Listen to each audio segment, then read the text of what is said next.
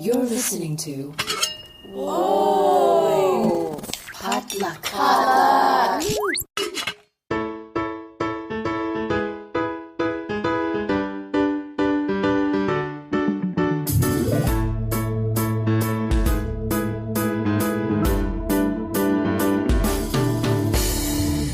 And hey, welcome to Books and Boba, a book club and podcast featuring books by Asian and Asian American authors. My name is Marvin Yue. And I'm Rira Yu. And on today's episode, we're bringing you an author chat with Samira Ahmed to talk about her newest novel, This Book Won't Burn. As always, Books and Boba is supported in part by our listeners over at Patreon. So if you'd like to become a bigger part of our book club, head on over to patreon.com/booksandboba. Our Patreon supporters gain access to our members-only Discord server, where we discuss our book club picks and lots of other topics in real time, as well as our monthly bonus podcast, Boba Chats. Thank you so much for those of you who've supported us so far and hope to see more of you there. But we had a really, really good chat with Samira about her novel and about her thoughts on the state of book banning in our country. Yes, it's a very timely subject. I don't think it will ever not be untimely because there will always be forces that want to suppress voices of the marginalized communities. Yeah, and it really seems like it's one of those things where I'm surprised it's such a big issue, but at the same time, not surprised, right? And Samira's book really does dive into not only the effects that book bans might have on communities, but illustrate what it looks like to fight back at a local level, which was really cool as well. So with that said, I hope you enjoy our conversation with Samira Ahmed.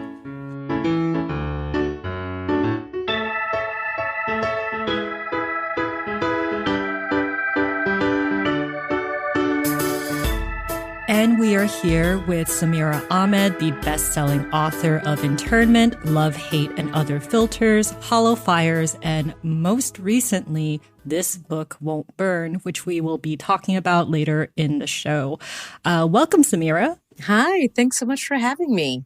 I'm so excited to have you on our show because we've been doing this show since late 2016, and I've kind of followed your journey as an author and just how you've been publishing all these wonderful YA books that promote activism and young people like speaking out against injustice. So, but before we get all into that, how did you start becoming a writer? Was that something that you were into when you were a younger kid, or was that something that came later as a passion as an adult? Well, I never really wanted to be a writer when I was a kid. I think, my parents are Indian immigrants, and my top three choices were doctor, lawyer, and engineer. I faint at the sight of blood, so doctor was out immediately. And I didn't really want to be a lawyer or engineer either. And I decided to pursue teaching. So I was a high school English teacher for a long time because I was really inspired by my English teachers. And I loved to read. And I did love to write, but I used to just write for fun, on my own, I think I have a journal from fourth or fifth grade, which is really fun if you keep your old journals. It's so embarrassing to read. My old high school poetry is so angsty and so I've always just writing for fun. So I wrote a lot of poetry for fun. I loved writing sort of nonfiction essays, but I didn't really share them with a lot of people. I would once in a while. So it was just something I was enjoying doing for fun. And then I was a high school English teacher for a number of years. And then I worked in a couple education nonprofits in New York City. And all along, I was just writing for fun. And then this idea for a story sort of got stuck in my head, kind of like an earworm, like that song that you can't get out of your mind. And I kept telling my then boyfriend about it. I think I have this idea for a story about this young woman. And, it's kind of inspired by my former students. And she wants to be like a filmmaker, but her parents don't want her to pursue that career because there's no stability and you can't get insurance. And, but then I was and she has secretly applied to NYU Film School. And every day I'm telling him more of this story. And then there's going to be her life is going to be changed because some kind of act of domestic terrorism that has really nothing to do with her impacts her life. And I was talking about it to him about this like on and on and on. And he was finally like, oh my God, why don't you just actually write it down instead of talking to me about it like every single day? And that's like the guy I married. So sometimes it's good to have the person who will tell you the truth or the thing that you're not seeing in front of you. And so that eventually, I took that advice, good advice, and that became my first novel, Love, Hate, and Other Filters. And that's when I think, honestly, like even after when I was writing that book and thinking like, I'm going to try to figure out how to get this published. Even after I got an agent and even after the book sold, I still wasn't sure that this could be a full-time career. Like I thought to myself, wow, wouldn't it be awesome if I could just write 5 books? That would be cool. Like just in a life, like 5 books seems like a lot of books, but like now I have sold, I think my 9th book. I have a couple books that have been sold that that are not public yet. So it ended up being a good choice. So it was kind of a roundabout way, but I think every writer has a different path to becoming an author, you know, and this way worked for me. I mean, I came to being an author pretty, you know, like later in life, my 3rd career, but all those experiences I got to have before in one way or another have affected either how I write or what I write about. Yeah, always love stories where you have a supportive partner who just makes you do the things that you were meant to do. I think it's so important. Like, and that can be a partner, a friend, whomever. And then you can also like pat yourself on the back because you're like, I chose well. Like, I might not have seen this for myself, but yeah. And I think it's also important to be that, especially for people who are in the arts or pursuing anything creative. You know, there's so many no's that you can face. Like there's a lot of rejection. There can be a world of no. And it can even be like, in my case, I started writing much later in life. And I literally had people saying, well, don't you think you're kind of old to start being a writer now? And all these things, a lot of naysayers. So it's always great to have, everybody needs their cheerleaders, you know? And yeah, you're either too old, you're too young, you need a better, I mean, I'm curious, like this is a very basic question for us as an Asian American podcast, but you know, as children of immigrants, we never outgrow the need to please our parents, you know, who work so hard. Yeah. Like I know you started writing professionally as an adult. Like how did your parents react to that? Like seeing you like get into this field? Well, I think, you know, with my first book, I was telling them I'm going to write this book, but I was doing like other things. Like I was still working and consulting and all these other things. And then my dad would be like, so how is this book going? You've been really working at it for a lot of years. Can you get paid for it? Like what happens? You know, publishing is kind of a mystery to a lot of people who aren't involved. And then, you know, my first book released and they were like very excited about it. And of course, you know, they were thrilled to be mentioned in the acknowledgments. And I had to, because otherwise they would have killed me, you know.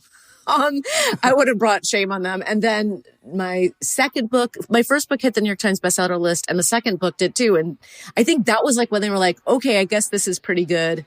Not as good as a doctor, but they still have like the Asian parent tough love. Like when I told my mom that my second book hit the list, like it was the next day. Like I was literally on a plane when I found out. I landed at home, then I called her the next day and I was like, Mom, you know, Internment hit the New York Times bestseller list. It was number 4. Like I was so excited. And then there was this pause on the phone. And the first thing she said was, well, I wish you would have told me sooner because then I maybe could have like cooked something and brought it to the house or something to be there for you. No, it is like the food is definitely the thing. But I was like, I'm sorry I didn't tell you sooner. It's like 8:00 in the morning the day after. But yes, you know, because there's a lot of like love shown through food. So I got it. But sometimes you have to read between the lines a little. I thought you were going to say, she was going to say, why weren't you number 1? I mean, I think that thought probably crossed her mind, but I've tried, you know, I'm like old enough now where I think I've tried to help. I mean, I think they're a little bit conditioned to, we should accept and support as much as we can, even if it's not number 1. I did have to school them a little bit on, wow, it's really hard to hit the list, like with my first book, like kind of what it meant. But, you know, look, I think they're, you know, it's funny because at a lot of my book events, I get teens who come up to me who are Indian American or, Asian American, and they'll ask me like, how did you tell your parents that you didn't want to do this thing that they want you to do? Because a lot of my books, especially my first book, is about a kid whose parents have expectations on her that are not the same expectations she has for herself, for her own life. And, I think like our parents, to be an immigrant, to come to this country requires like, a lot of courage and hard work. And yes, maybe they don't show love in the same way. Like I'm a Gen Xer. So growing up, it was not the same way as like what I saw on 80s TV. But I was like, I think sometimes you have to demonstrate for your own parents how to be, an active and supportive listener. And sometimes you just need to tell your parents what you want. Like, this is the dream I have. This is what I want. And your support means so much to me. That's true. Because sometimes I feel like our parents kind of think we're soft. Like we can't handle the stuff that they handled. So we need to find stability, right? We probably couldn't, but I mean, I don't know. But yes, look, I think our parents want us to they completely destabilize their lives by moving to a country where their language is not the spoken language. Our food is not like the primary food that is being eaten. Like everything was so different. And so they literally uprooted themselves and destabilized themselves. So I feel so much like that's why they want us to have this stability. For them, that's like what success can be. That's what they've paved the way for. So I try to in my books, like all of my books have parents in the books because, a lot of YA books, sometimes the parent is not there or, sometimes the parents are so permissive in these YA books. I'm like, I can't believe your parent would let you do that. My mom would never. But parents are important for immigrant kids and they're just part of our lives. And so the parents always have a presence in one way or another in my books. And, Asian parents are just like any other parents. Some are amazing. Some are middling. Some are super supportive. Some aren't as supportive. So, they're just regular parents like all parents. So I try to depict them in my books as, regular parents who have flaws and who have positive things about them too. Yeah.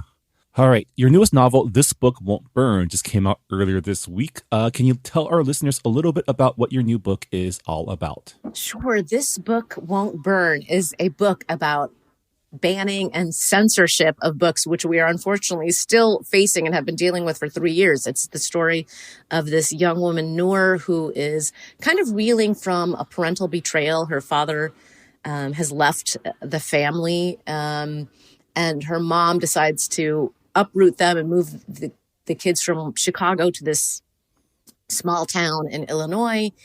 And Noor is like, I'm a senior. I just want to get through the year and not have to deal with all this mess. There's like already too much drama in my life. And I can't even deal with being in a new school senior year. Can't deal with my dad. My mom is suddenly now kind of closed down and distant. And she's having to sort of take care of her little sister. And then when she walks into the school, she is confronted by all of these books being pulled in the library. And the library was always kind of her safe space. Like that was a place that she loved. She would go to all the time. She's like a big reader and she sees hundreds of books being pulled, almost all by queer and BIPOC authors. And even though she kind of wants to just get through the year, just because of who she is, she feels like she can't stay quiet.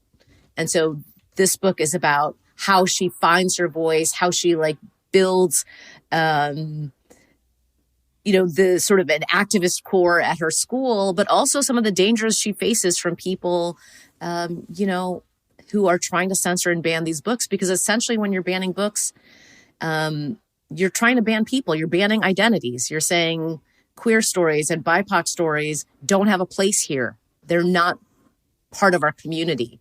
They're not one of us. And it can be dangerous when you confront that publicly. I mean, we've seen that in real life. I spoke at a school district in Michigan that was trying to ban 2 of my books, In Tournament and Hollow Fires, and alongside a couple hundred other books. And it's a small town, and the teachers and librarians who were trying to bring these books into the school were being called terrible names and being doxxed and being called pedophiles by their literal neighbors. And so you can see that speaking the truth and standing up for the truth can be dangerous. And that's kind of what Noor faces. Yeah, I couldn't help but smile while reading your book, because I was like, oh, like this book is definitely going to get banned in more conservative states, and teachers are definitely not going to recommend the book to very conservative kids. And I just like, I'm out of curiosity, like, what was your reaction when you first learned that your books were being banned or soft banned at school libraries, and what was going through your mind while writing this book that was most definitely going to get banned by a lot of schools? So I'm going to take that question in two parts. The first one is that This Book Won't Burn was actually inspired by a story that a teacher told me. She was trying to teach internment. She was bringing it to her literary circles, which was, it's kind of like high school classrooms that have like little book clubs within the classroom, right? And she wanted to have internment in her school, and two other teachers objected to it. This was a small rural district, mostly white kids. And the teachers objected because there were no Muslims or Indians in the school district, apparently, which is completely wild. Like, you don't have to be the same identity as the character or author to read the book. Like, that's the experience of every non-white person in America. We've all read books by people who don't look like us. But not only that, she was nervous, like, because these teachers were pushing back kind of hard, and they were like, no, we don't want to have this book. We object to this book.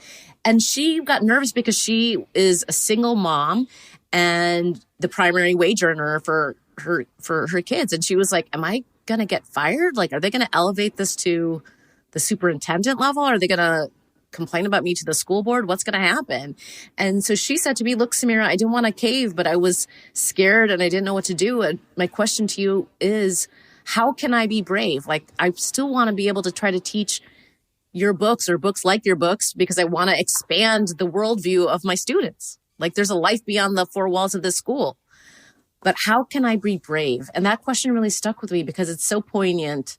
And it's a question that our young people and our teachers and librarians and, concerned community members are having to ask themselves as we see these book bans growing. Like, how can I be brave? And it's so bananas to me that this is the question we're asking about reading books. Like, this is a basic of school. The freedom to read is and should be a fundamental freedom in this country and in every country.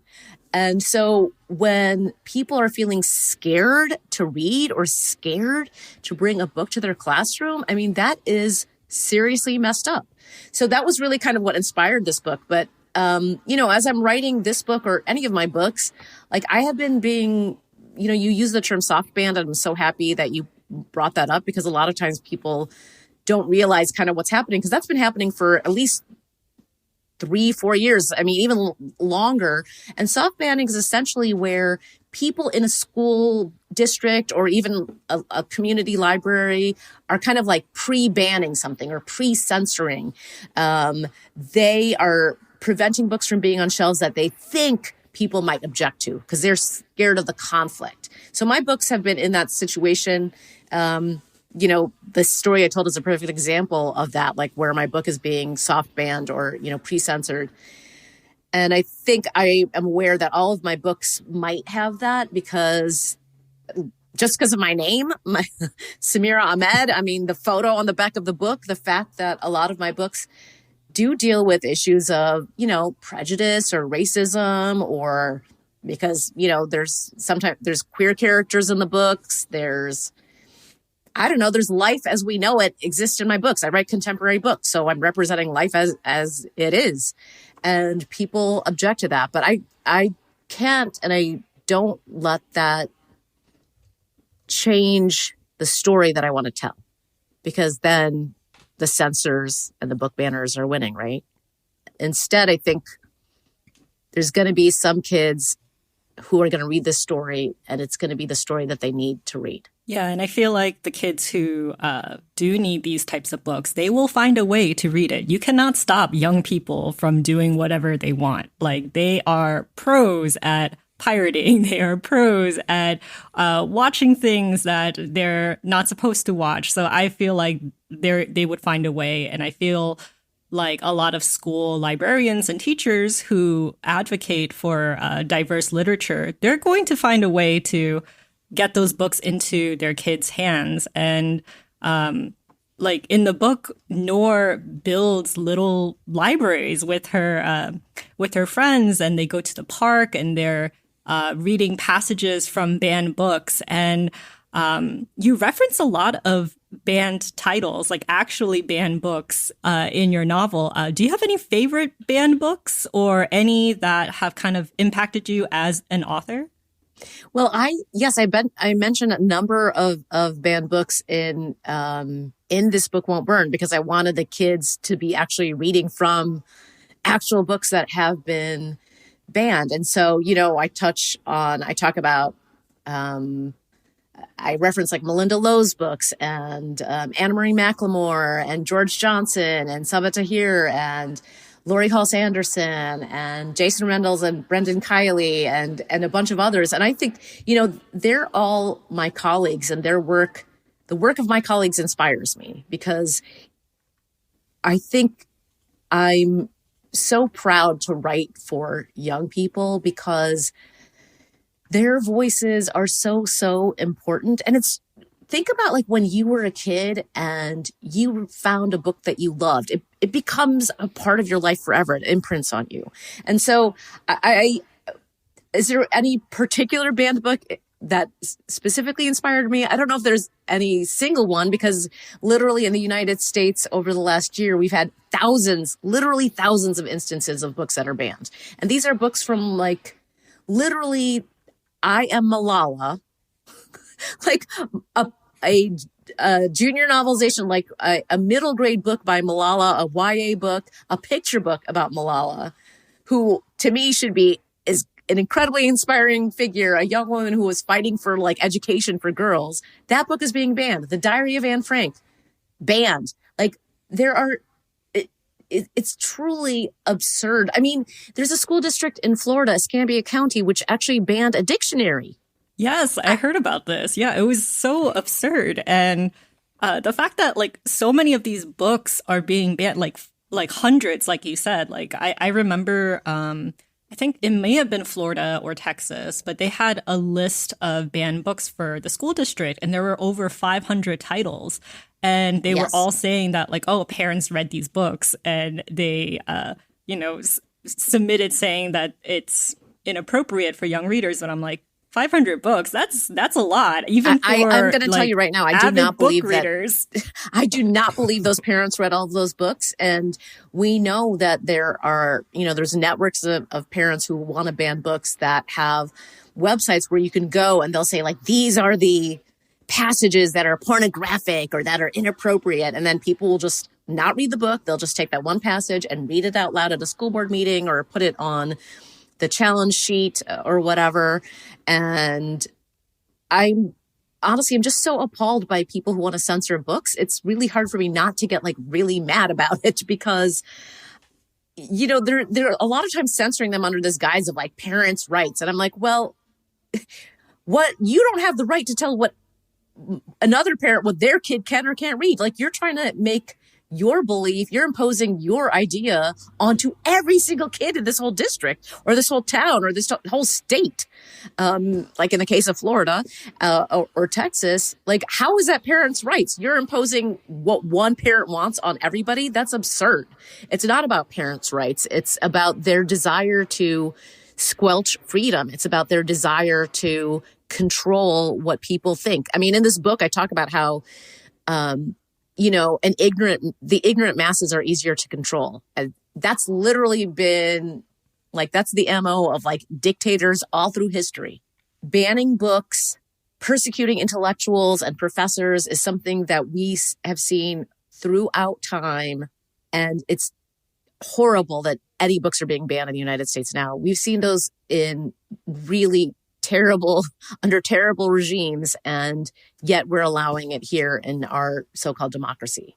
And everyone should be infuriated by it. I was definitely infuriated while reading this Yes. book. I had to take a lot of breaks because, like, before we start recording, I told Samira, like, my anger issues could never. I would be one of those parents who are arriving at like the board meetings and like City Hall, just so angry about what they're doing to their kids, and it was particularly striking to me because most recently, this past week, a local bookshop that, you know, facilitates this space for trans readers and also BIPOC readers, like, they got closed down because of the harassment that they received. And I live in a pretty progressive town, so it was like very surprising to me that people will go to the extent that they did to prevent people from reading. And a lot of well-meaning people, they might think, well, it's just books. Like, what's the big deal? Like, it's not going to make a big impact in the long run. But for a lot of BIPOC readers, we understand that by erasing these stories from shelves, it's erasing our identities and devaluing our existence in American society. And I think you managed to capture the semantics that the pro-book banning parents use. And I'm just curious, like, how did you go about your research? Did you like delve into some of those Facebook groups that lot of people are using like templates for their local schools? Totally. I mean, like, so what I did was I did exactly that. I went to some of the Facebook groups, some of the, just like the web pages.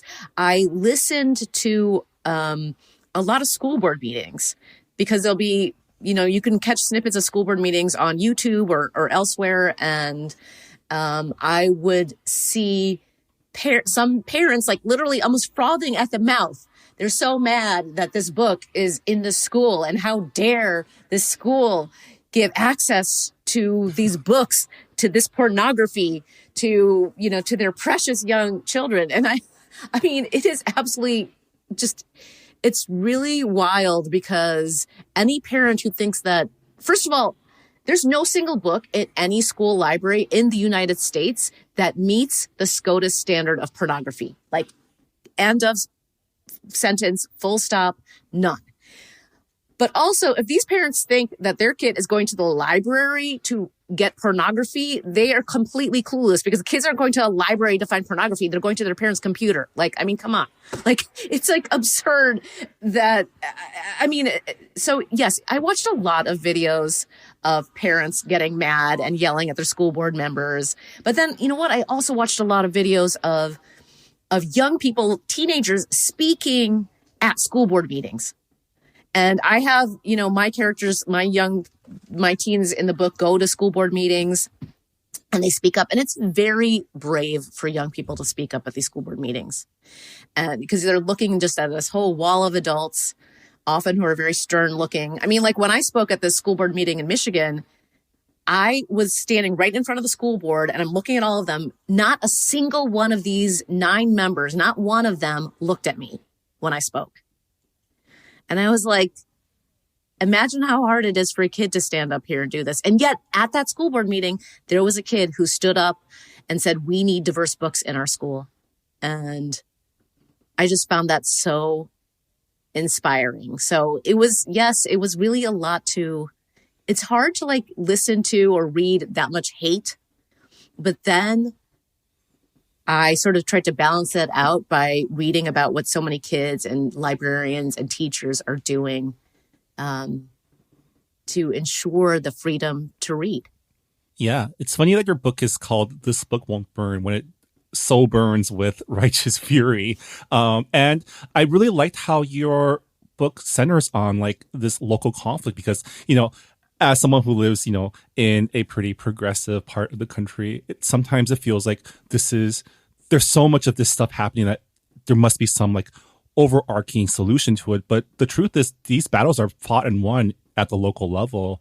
Was that important for you to show like how these battles are being fought? 100%. I'm so glad you brought up like local action, because local action is such a key to activism, right? Like, you know, we say, I mean, even when we're talking about the environment, like think globally, act locally is critical. And that's why, I think that everyone needs to vote in every election. And when I was a high school teacher, I would tell my students, as soon as you if you are going to be 18 for the next election, you can register to vote when you're 17. And I literally would have voter registration cards in my classroom. And everyone should vote in every election. Why? Because local school boards, local library boards, your city council, your local mayor, those elections are won by literally a handful of votes. Like it can be 10 people who change how an entire school board is made up. And a lot of times, you know, we only hear about the presidential election. It's a presidential election coming up this year. And so people are more in tune to politics. But politics is every day happening at our local level. And that's your taxpayer dollars being spent. And that's where your voice can have the most power and most impact, by speaking up locally. And I honestly would just love to see our Asian communities everywhere showing up in force for diverse books, because it's important for all kids. And it's definitely important for us. Like this is a relevant issue to all of us. You know, it's like you said, they're erasing our identities from shelves. They're saying our stories don't have a place. That's like, I mean, when you think through history, like that's basically the same thing as saying like you as a people, you as individuals and groups don't have a place in this country.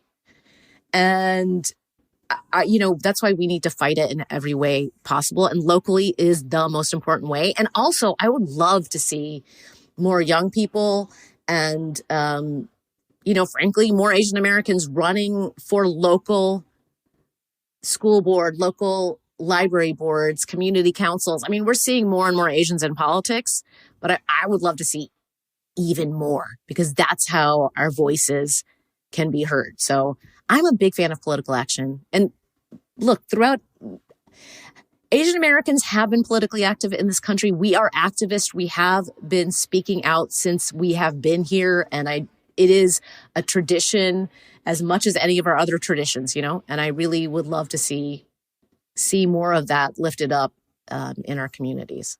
Yeah, definitely. I thought it was pretty refreshing to see Noor's parents, who are politically active and vocal in their communities, because, you know, as someone who is the daughter of immigrant parents, you know, the message is always like, keep your head down, don't create waves. Being politically active or, you know, standing out from the crowd, it's risking your future. It's risking your success. It was such like a different perspective for me as a reader. Is this something that you've personally been seeing in your community, like seeing more like Asian American, Asian parents speaking out? Well, I think that, look, my parents always told us that it's important for us to speak out against injustice. Okay. And maybe they were talking, you know, they definitely were talking about like the bigger injustices, poverty and homelessness and all of these things. Like giving money to charity is something that was, you know, ingrained in us, volunteering. But also think about how in Asian communities, family is so important. But I think of like family as our community. Like I think the community, I think rather of the community as our family, and that it is important for us to contribute by speaking out broadly against these injustices, because we need to speak for inclusivity. And I think, I think just, you know, look, like I said, I'm a Gen Xer, and over these last several decades, God, I sound like I'm 1,000 years old, but not quite yet. But I definitely have seen, number one, more Asian Americans in politics. Ideally, I'd like to see them in much more progressive politics. Unfortunately, like with this presidential election, there's been some dissy politicians who I was like, I 1,000% disagree with you. You're wrong on everything. Please don't talk anymore.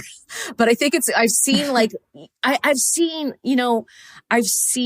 much more grassroots activism from Asian Americans, which I love. Like whether it's just like getting out the vote, like getting all of our communities to register to vote, whether it's from our elders down to like our youngest. And I definitely see that we're starting to more and more harness our political powers. And I think that's so important for us. Like I said, we have everything that is happening in our local communities affects us, from book bans to, to anything else. And I just would love to see more of us realize that it's not about, we're not rocking the boat per se. You know what? We're creating a better place for not just ourselves, but for everybody, for our community. And, I think that's just really, think that's really important.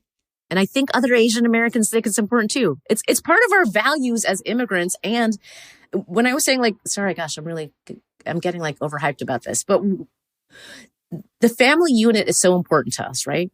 And that's why I want people to think of our community as our family, because when you're acting locally, when you're fighting injustice locally, you are creating a better space for all kids, for other adults too. But I mean, as adults, I think it is our ethical and moral responsibility to build a better world for children. Yeah. And it's really unfortunate that kids feel like they have to advocate for themselves because the adults around them have put them in this difficult position and turning a blind eye to a lot of the injustices that affect them as kids. And totally. Yes, that was absolutely brilliant. Yes, because kids are forced to be in positions where they have to find their courage because of the terrible choices that adults impose on them. Yeah, and it's just like they're kids. Let them live. Let them go play their games and go read the books that they want to do. Just have fun. It's like they shouldn't be worrying about their local politics. Like the adults should be adulting, but unfortunately, that is not the case in a lot of places. But one of the excuses that a lot of pro-banning parents use is that, like if they read a book about police brutality or slavery, it's gonna make their white children feel bad and feel like they are feel like they're accountable for these horrible things that have happened in American history. And I found Noor and Andrew's relationship to be a pretty good exploration of how BIPOCs and marginalized people in general have this burden, have this onus of educating their cis-het white peers about their privilege and how like racism works when you're not the right shade. And even though they might be earnest in dismantling their own biases, it's a really tiring experience for BIPOCs.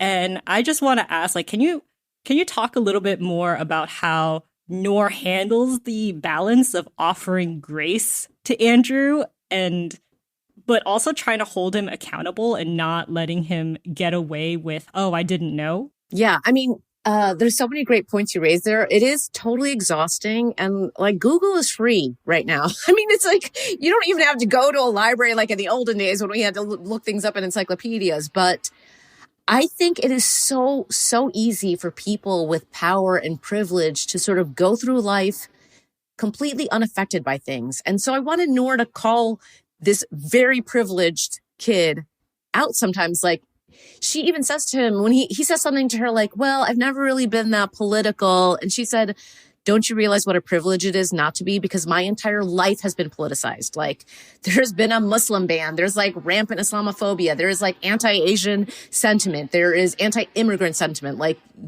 you have no idea what it's like to walk a mile in my shoes. And I think that this is something that I try to address with white feminists, especially in my generation, because you see this so much, which is that they're completely unaware because it doesn't happen to them. But being unaware is not, ignorance isn't like an excuse. Like there's a way that you can educate yourselves, and it's not fair to constantly ask your marginalized friends to educate you. Like, and oftentimes I find it's like in this way of like, please give me permission to do X, or please forgive me for having done Y. Like I'm happy to extend grace. Noor tries to extend grace too, but I mean, come on, there are some limits to how much of a burden you can ask some people to carry. And Noor even is aware that she has power and privilege too. I mean, like as Asian Americans, we have power and privilege that we can wield. And that's why what I'm saying, I'd love to see more of us get politically active. That's what I mean. Like, let's use what we have to our advantage. But yeah, it's like I mean, Andrew is like a very good example of what happens with like, a cishet white boy who's kind of going through life. Like, he's not like an open hater. He's not like a bigot. He's not like slandering people and calling people names or whatever. But at the same time, he has no problem being silent in the face of oppression. And, I really wanted Noor to call him out sometimes because look, I mean, if you are friends with someone, part of friendship is speaking those hard truths, like coming back to that, what we talked about at the very beginning. I mean, yeah, it is very and when your exhausting. family and when your friends are actively harming, your BIPOC friends community, and like, it's just like, don't you care? Like, don't you care that you're putting me in danger, or your like family's putting me in danger? Exactly. It's really hard for us to remove ourselves from politics because, like you said, like our identity is pretty much politicized and we don't have a choice. And it's such a privilege to just kind of sail through life. Even if you disagree with your family on politics, like you could still have like a pleasant dinner. And it's like that is an experience that I could never as an Asian American woman. I cannot imagine, like, if I, like, people always joke about, like, going back for the holidays and having, like, the uncomfortable conversations with your kind of racist uncle. I mean, I cannot imagine sitting down to any dinner if, like, one of my relatives had voted for Trump. Like, there's no way I would keep my mouth shut. And I'm guessing you wouldn't either. That's exactly what happened. Like my dad and I got into a pretty big fight about him voting for Trump. And I've definitely, and like my partner is white, and I've had dinners where there's relatives who are very pleasant and welcoming to me. But then some of the things that they say, I'm like, do you not see how it impacts me? I am the same. Like, I'm part of the same community that you are marginalizing, and it doesn't really add up because in their head, I'm an exception, and I'm like, this is some weird mental gymnastics that you're doing. Totally. I mean, and it's yes, because we have all had the experience of like your racist neighbor maybe votes for Trump, but like if you like they would help you, like, I don't know, shovel the snow out of your yard, or if you fell down, they would come over and help you, and you're like, that you're being nice to me, but you're voting for this guy who literally doesn't want my people in this country anymore and is actively harming us. It's this weird disconnect. I don't even know how to really understand it. Like I'm friends with a lot of white women, and when after Trump was elected, they're like, I just don't understand how this happened. I'm like, what do you mean? I was like, 60 or 70% of white women voted for Trump. I was like, go speak to your people and convert them. I mean, I can't. And like, yes. when use your privilege. Yes, exactly. I mean, I talk about this when people ask me sort of like, what are my books kind of about? Like, one of the themes in all of my books is use the power and privilege that you have for a purpose. Like, all of us have like differing kinds of power and privilege, right? Like I said, for example, for me, I'm a South Asian American. I've gone to, I have gone to college. I have a graduate degree. Those are all things that give me privilege. I have I have financial stability. I've got insurance. Like, those are things that give me privilege and give me, a chance to speak out on something. So I think it's imperative that I do so. I might not have as much privilege as cishet white neighbor lady. But I do have some and more than others. And it's important for me to use that. And I think it's always interesting to me that the people with the most power and privilege are often the most scared to speak or to act. Yeah, I mean, I think it has to do with like they have so much power that, to lose it puts them in a position where it's just like, oh, I'm not special anymore. And also the dangers of like, oh, the people that we have been oppressing, they want revenge on us, when in actuality, we just want equity. Yeah, I mean, well, that's because for people who have power and privilege, equality feels like oppression. Yeah. I mean, there's a quote in your book, and Mrs. Clayton, the school librarian, tells Noor at one point, hope is an act, not just a feeling. Hope is a choice. So are hate and cynicism and silence. Every day I have to think about what I'm going to choose. And I think this is so true, because we, like, as a person who is angry all the time, I cannot fuel everything that I do with anger, because you'll easily get burnt out. So just curious as to like what is your advice to young people who may feel kind of hopeless or burnt out from all the activism they feel like they have to do to get their voices heard? Well, I think, look, it is, I'm also a person who is highly fueled by rage, like a lot. I mean, I'm even an Aries, so I'm a fire sign. So I have that all, like that burning rage all the time, but it is exhausting. And number one, you do have to take care of yourself. Like your mental health, your emotional health, and your physical health are critically important. And I don't want anyone compromising those things. We want every person safe and whole and healthy, right? Number one, bottom line. Number two, I think there's a lot of things that people can do that are small steps. We can't change everything. Sometimes it's so overwhelming. Like if I just sit here at my desk and think, okay, I got to fight book bans, and I've also got to fix the entire environment because my generation and all the generations before me ruined it for young people. And I also have to fight, encroaching fascism in this country. And I also need to ensure access to healthcare, and I need to figure out a way that we can,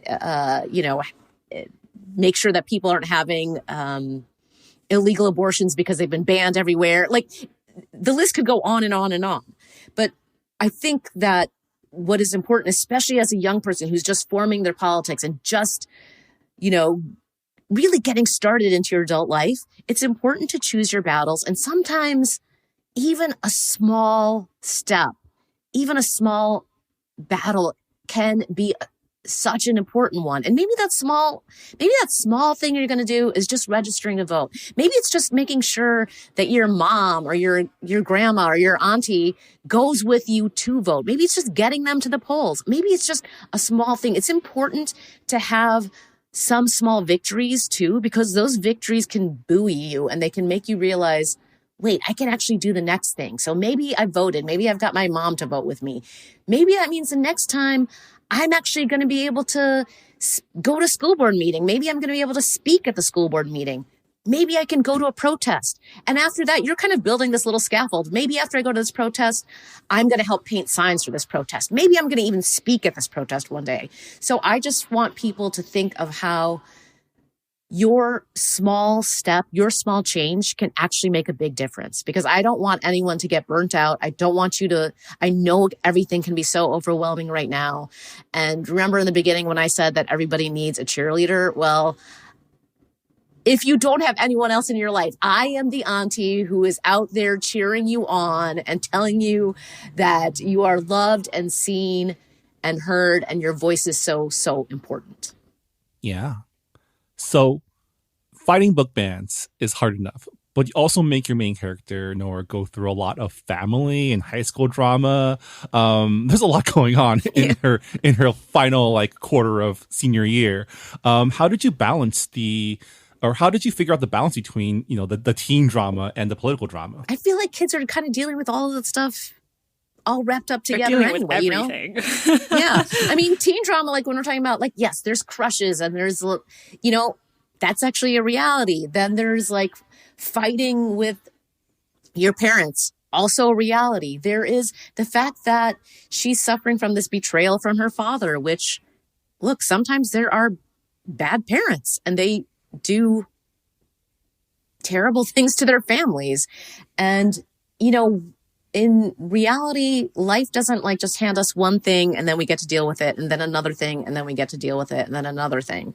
Sometimes everything gets thrown at you all at once and you're just in this maelstrom of chaos and hurt, and you've got to figure your way out of it. And that's kind of what Noor has to do. So I don't know if I actually balanced it per se. I feel like I threw a lot at her because I feel like that's what young people kind of have to deal with on the regular, you know?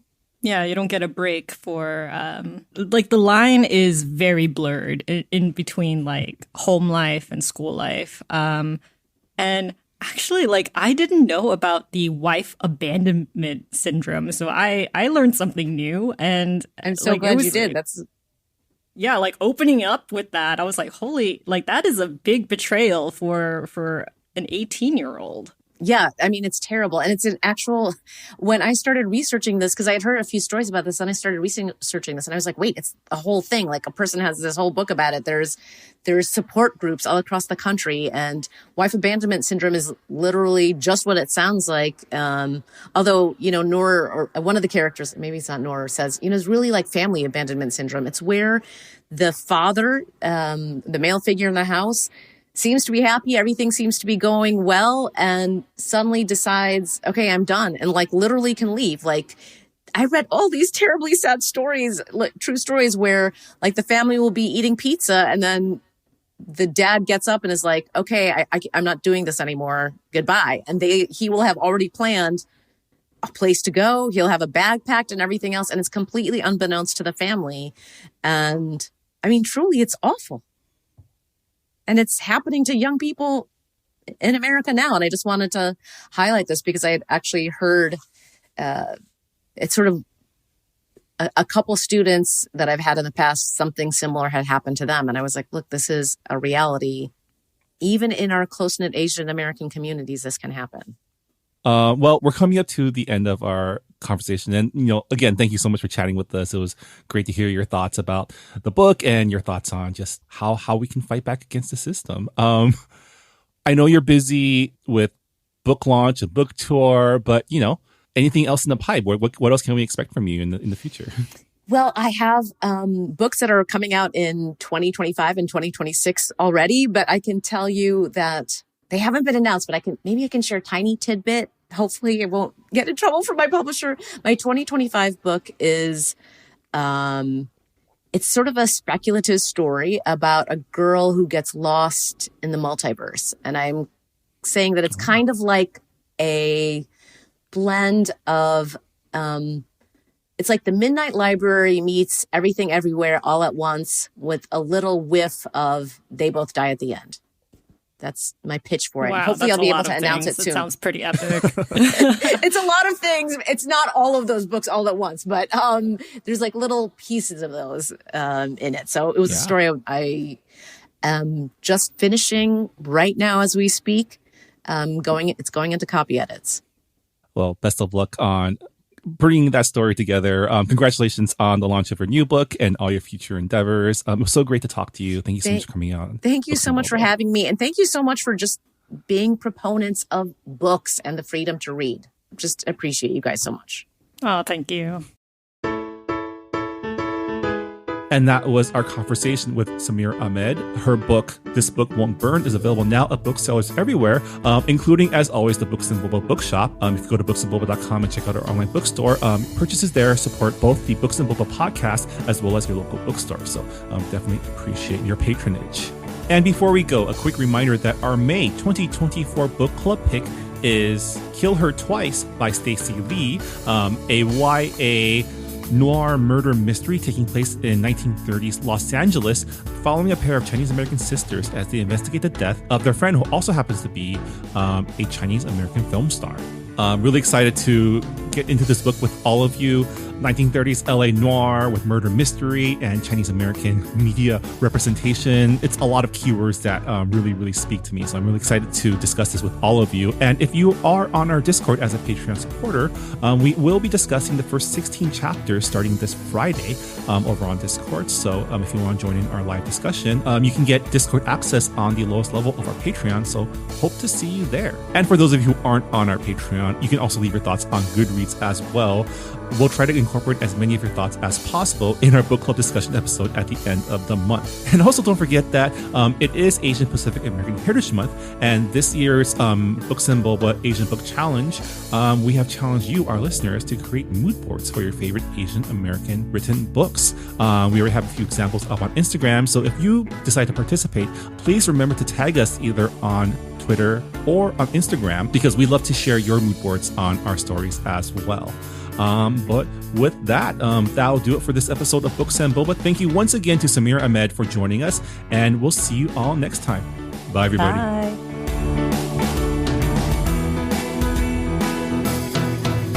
Thanks for listening to Books and Boba. This podcast was hosted by Marvin Yue and Ri Yu and edited and produced by Marvin Yue. Follow the book club on Twitter and Instagram by going to @BooksandBoba and engage with us on Goodreads on our Goodreads group. You can also check out past episodes of the podcast by going to booksandboba.com and by subscribing to us on your favorite podcast app. Don't forget, you can support Books and Boba and Asian American authors by purchasing books at our bookshop.org account. Check out the link in our show notes and also at booksandboba.com. Books and Boba is a proud member of the Potluck Podcast Collective, a collective of Asian American hosted podcasts featuring unique voices and stories from the Asian diaspora. Learn more about the collective and check out our fellow Potluck shows by visiting the website podcastpotluck.com. Thanks for listening.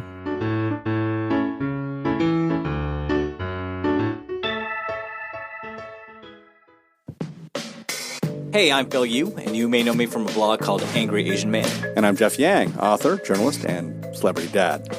We host a podcast called They Call Us Bruce, an unfiltered conversation about what's happening in Asian America. Each week or so, we host a discussion about some of the most vital and interesting topics in our pop culture and our community, bringing in guests who are shaping and informing this thing called Asian America from Hollywood to DC and beyond. We got media, entertainment, food, family, politics, representation. The good, the bad, the WTF of it all. So check us out wherever you get your podcasts or at theycallsbruce.com. Peace. Peace.